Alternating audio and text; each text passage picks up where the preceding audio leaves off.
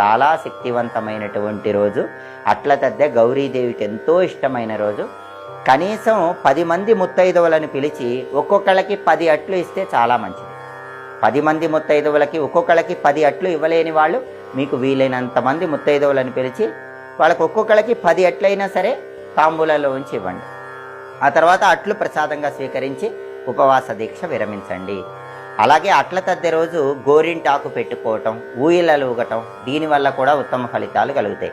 అలాగే పెళ్లి కావలసిన కన్యలు గోరింటాకు పరిహారం ఆ రోజు పాటిస్తే చాలా శక్తివంతంగా పనిచేస్తుంది.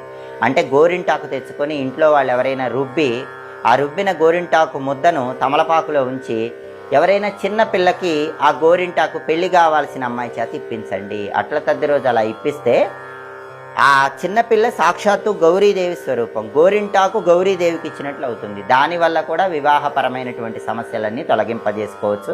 సత్వరమే వివాహ ప్రాప్తిని సిద్ధింపజేసుకోవచ్చు. కాబట్టి అక్టోబర్ 9 అట్ల తద్దె అట్లు నైవేద్యం గౌరీదేవికి పెట్టండి. ముత్తైదవులకు తాంబూలంలో అట్లు ఇవ్వండి. మీరు అట్లు ప్రసాదంగా స్వీకరించి ఉపవాస దీక్ష విరమించండి.